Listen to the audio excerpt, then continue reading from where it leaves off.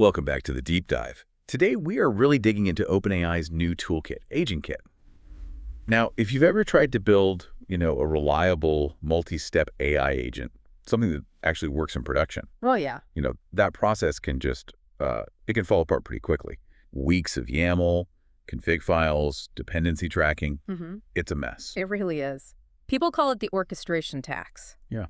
And that's exactly what AgentKit seems designed to tackle.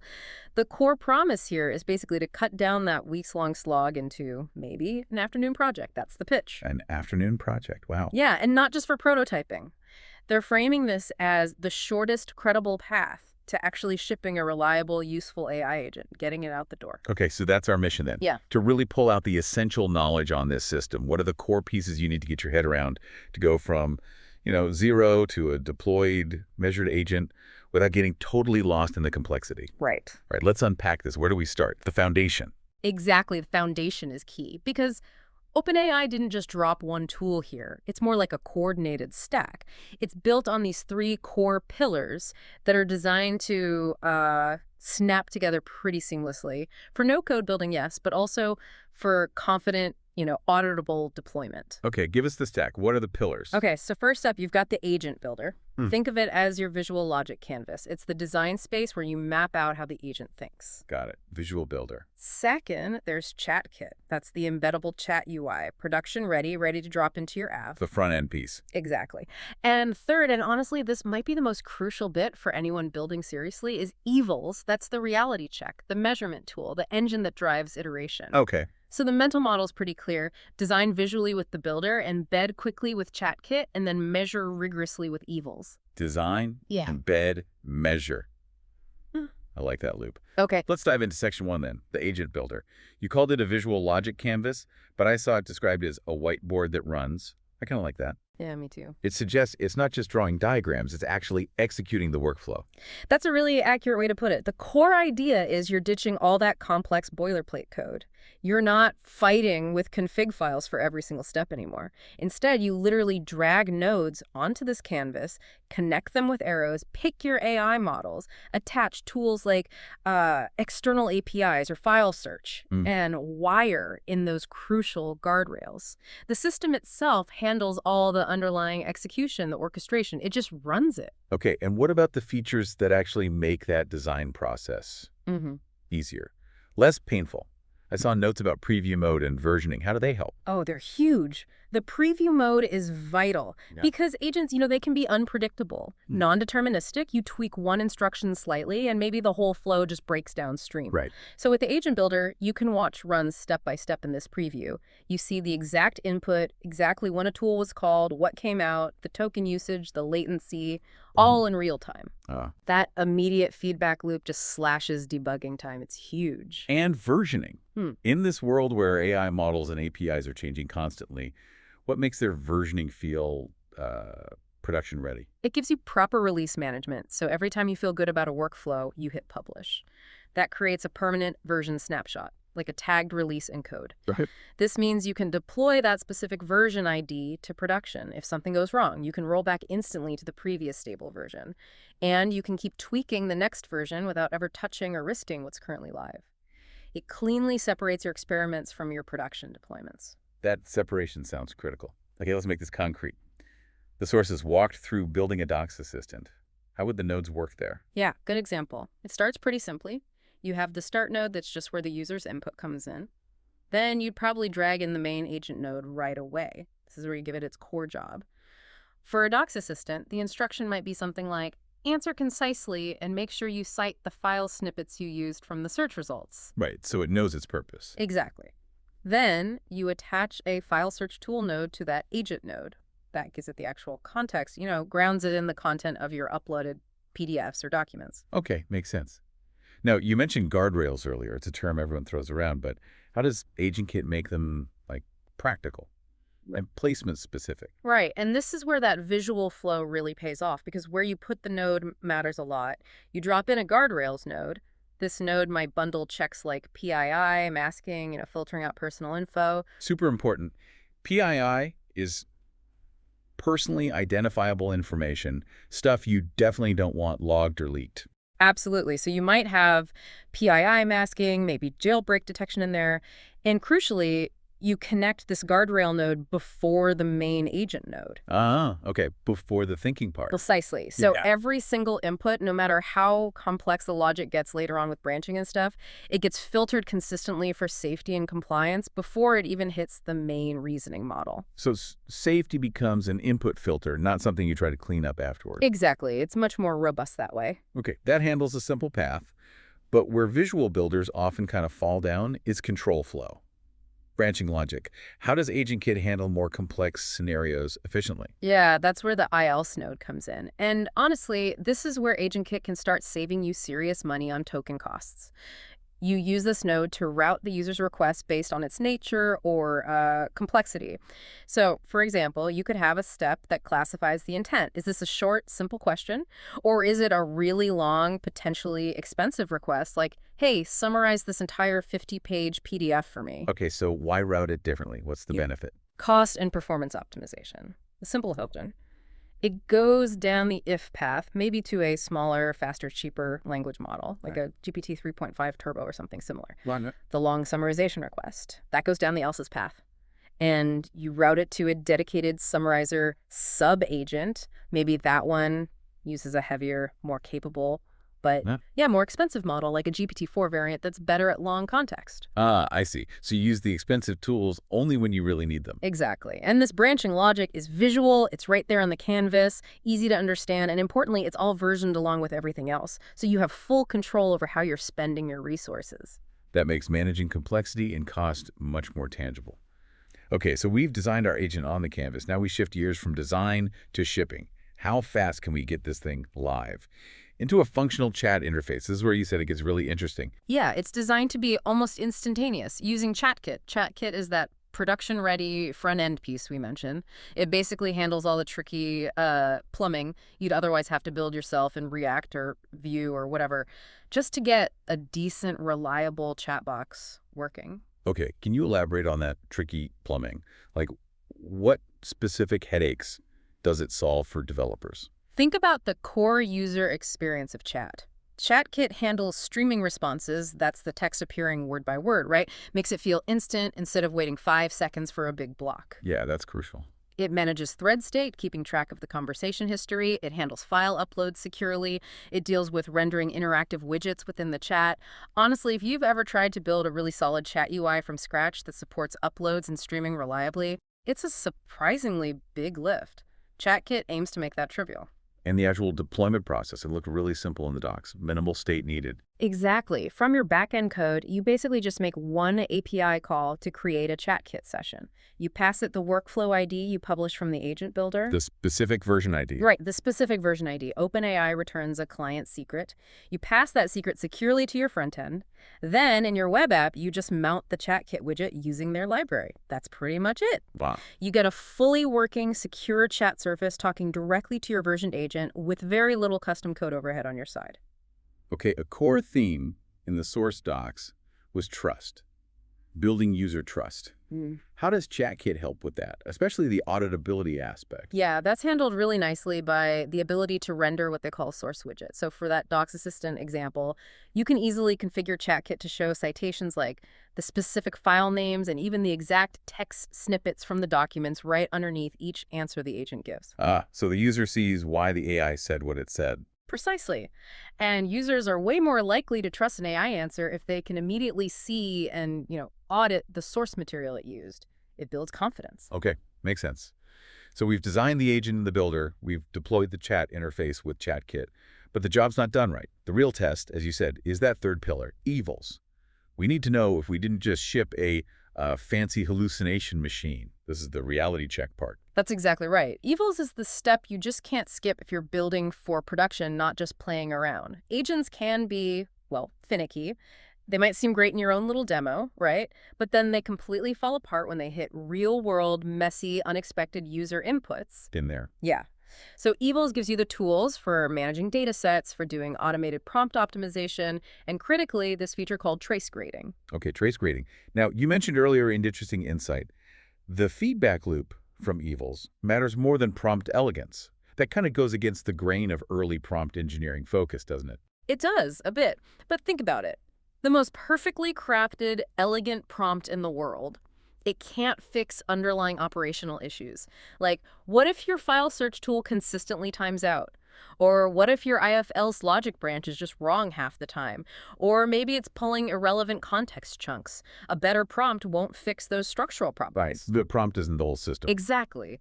Evals lets you run real data sets or even samples of your actual production traffic through your specific versioned workflow. And trace grading is key here. It lets you measure the agent's behavior node by node through that visual flow, or just looked at the end-to-end result quality. You can instantly pinpoint where the agent went off the rails. Did it fail the guardrail check? Did it call the wrong tool API? Did that if-else node send the request down the wrong path? So Evals lets you quantify those failures, the things that actually break the user experience, not just whether the final text sounds nice. Precisely. You measure the behavior, you see exactly where the failure happened in the visual builder flow. You go back, tweak the instructions or the logic in the builder, publish a new version. Version V2. Version V2, exactly. And then you rerun that evaluation data set against V2. It's all about that feedback loop. Measure, iterate, repeat until your agent consistently passes your test suite for quality and reliability. Measure, iterate, repeat. Got it. Okay, let's pivot to the practical side. Access and cost. Who actually gets to use this AgentKit stuff right now? And, the big question, how much is this going to cost me? Okay, access first. If you're already a developer with an OpenAI API key, good news. You can use ChatKit and Evals today. They're generally available and billed at the standard API rates for token usage, storage, etc. Okay. The really new cutting-edge piece, the agent builder itself, that visual canvas, that's currently in beta. They're rolling it out progressively to API customers, enterprise customers, and edu customers. Right. And let's just be super clear on one point, because I've seen confusion about this. Yeah. Having a ChatGPT Plus subscription does not get you into the Agent Builder beta, correct? Yeah. Correct. That's a really important distinction. Agent Builder is part of the developer platform, the API side of the house. It operates completely separately from the consumer ChatGPT product. Okay. You absolutely need an OpenAI API key to access any AgentKit features. Your consumer subscription doesn't factor in here. Good to clarify. Now let's talk money. The pricing playbook. Teams need to figure out how to budget for this. What parts are free and where does the meter start running? Okay, this is actually pretty big news strategically. The Agent Builder visual design environment itself, along with the previews and all that powerful versioning capability we talked about, that's always free. Always free. The design part. Always free. That's a major shift. Yeah. It basically makes the entire R&D, design, and iteration phase zero cost from a platform perspective. Now, billing for the usage is scheduled to start, I think, November 1st, 2025. But smart teams are already thinking about optimization now. Okay, so if the design is free, where do you pay? When does the meter actually start ticking? You pay when the agent runs, basically. So the paid items are, first, model usage. That's the inference tokens consumed by the agent nodes, the guardrails, the Evals graders, billed at standard OpenAI model rates. Makes sense. Second, ChatKit storage. This is for files and images users might upload. There's a small free tier, 1 gigabyte per month included. Beyond that, it's charged based on how much you store and for how long. About 10 cents per gigabyte day, I think. Okay, storage cost. And finally, Evals runs. When you run those evaluation jobs, the models doing the grading consume tokens, so those runs are billed based on token usage too. Got it. Model tokens, storage above the free tier, and Evil runs. Okay, let's talk efficiency. Yeah. If I'm a team just starting with this, trying to keep costs down, what are the practical tips from the sources for saving money? Yeah, there are about 4 key practices that stand out. First, really lean into those IELTS nodes. Prefer smaller, cheaper models like maybe a GPT 3.5 Turbo, or even smaller ones if they emerge for the quick, chatty, back-and-forth flows. Save the big guns, the expensive GPT-4 level models, only for the tasks that genuinely need that power, like complex summarization or planning. Route intelligently. Use the right tool for the job, model-wise. Okay. Second, keep uploads tight. Manage your ChatKit storage. If users are uploading massive files constantly, you might exceed that 1 GB free tier pretty fast. Think about maybe pre-processing files or even self-hosting large context files if storage costs become a concern. Sensible. Third, Set sensible timeouts on your tool calls. An external API call that just hangs forever. That's often a hidden money sink. It racks up latency, potentially keeps an expensive agent node waiting. If a tool doesn't respond in, say, 10 or 15 seconds, configure the node to just kill the call and handle the failure gracefully. good point. Stop the bleeding. And the last one ties back to evals. Yeah.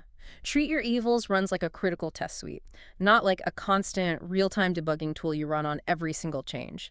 Use them strategically. Maybe run them in batches, perhaps weekly, or every time you publish a significant new version. Focus on regression testing, making sure you didn't break anything. Running them constantly just burns tokens unnecessarily. Test suite, not a toy. Got it. That cost discussion leads nicely into the strategic fit question. When should you reach for this shiny new AgentKit knife versus maybe sticking with a general-purpose automation tool you might already have, like NAN or Zapier? Yeah, it's the classic right tool for the job scenario. Uh-huh. And the verdict seems pretty clear from how AgentKit is built. AgentKit really shines when the AI model itself is the core capability of the product or feature you're building, when orchestration around the model is the main challenge. Okay, so where does AgentKit specifically win out over those broader automation platforms? What are its unique strengths? Well, first, deep model integration. You're working natively within the OpenAI ecosystem, using their latest models, tools like file search and guardrails optimized for those models. Second, the first-class agent UX via ChatKit. It's purpose-built for AI chat interactions, streaming, sources, etc., which generic platforms don't typically offer out of the box. And third, critically, that integrated operational quality layer. Having guardrails, trace grading via Evals, and version deployments all managed within the same visual design environment is a big win for reliability. Right, everything's in one place. And conversely, where do tools like NAN or Zapier still hold their ground? What are they better suited for? They remain the powerhouses for broad business process automation across your existing tech stack. They win with literally thousands of pre-built connectors for all sorts of non-AI apps. Your CRM, your calendar, billing systems, project management tools, countless sauce APIs. The connector ecosystem. Exactly. Plus, they often offer more straightforward options for self-hosting or running things locally, if that's a requirement. Their focus is wider automation, not necessarily deep AI orchestration. So the practical playbook seems to be, use AgentKit when you're building an AI-centric product or feature where the agent's reasoning is the star. Use NAN or Zapier for connecting lots of different systems and automating broader workflows. Yeah, and honestly, many sophisticated teams will probably end up using both. You might use AgentKit to build the core AI agent, and then use something like NAN to trigger that agent based on an event in your CRM, or to pass the agent's output to your billing system. They can integrate at the edges. Okay, that makes sense. Now, quickly on design patterns for actually making agents capable, the sources seem to emphasize structure over just prompt magic. Absolutely. Building a really strong agent seems less about finding that one perfect magical prompt and much more about getting the architectural structure right. So tell us more about that pattern of composing specialized subagents. That sounds like it maps really naturally onto AgentKit's node structure. It really does. It's probably the highest leverage design pattern here. Instead of trying to cram everything into one massive, complex agent instruction set. The God prompt anti-pattern. Right. Instead, you use a simple classifier node right at the start of your flow. Its only job is to look at the user's message and route it to the right small, highly specialized subagent.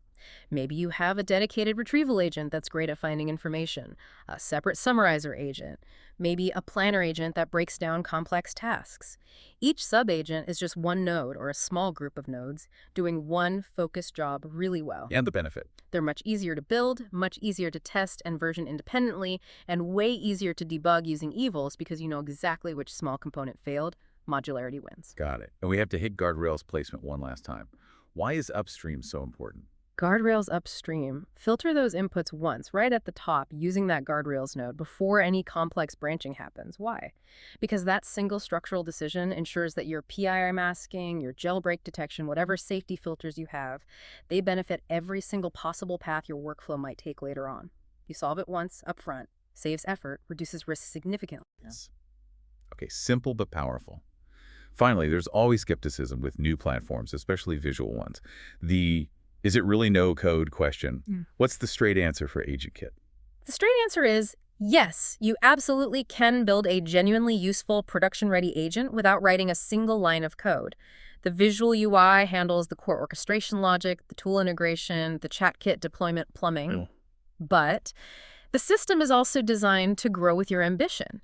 If you need really custom branding for ChatKit, or you need to integrate with complex internal APIs that don't have standard tools yet, or you want to build sophisticated, stateful user experiences that go beyond simple chat, then yes, you'll likely need to write a little bit of code, maybe to embed ChatKit nicely into your existing app, or perhaps run a custom backend service that interacts with the AgentKit APIs. So the code is for extension, not core function. Exactly. Think of it as a feature, not a drawback. It meets the no-code builder where they are, lets them get started fast, but provides the necessary hooks and APIs for professional engineers to extend it and build really sophisticated things on top. It doesn't hit a hard ceiling. Okay, that makes sense. So wrapping this up, what's the big picture here? What does AgentKit ultimately mean for developers? Yeah. It seems like it's here to dramatically lower the friction, that orchestration tax of shipping reliable, complex AI agents. It gives you that robust visual design environment, a clean, embeddable front end with ChatKit, and those crucial measurement tools with Evals. Right.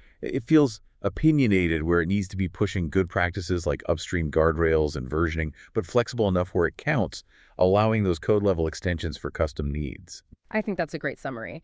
And the key takeaway for you, the listener, the learner, is probably to really embrace that iteration cycle they enable.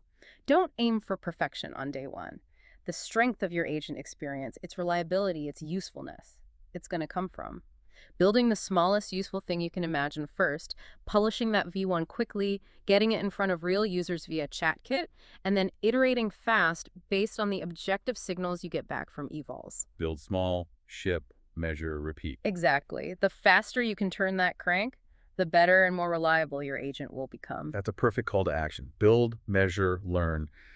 But let's leave our listeners with one final provocative thought, tying back to that interesting cost point you raised. Yeah, absolutely. So think about this. Given that the agent builder canvas the entire visual design, previewing, and versioning environment is always free, what fundamental shift might this new zero-cost design capability cause in how AI product teams structure their R&D budgets and allocate resources going forward? If the financial risk is effectively removed from the design and iteration phase for these complex agents, does that encourage teams to perhaps be bolder, to prioritize a broader range of potentially high-risk, high-reward experimental agents, knowing they can prototype and test without racking up huge platform fees up front? Interesting.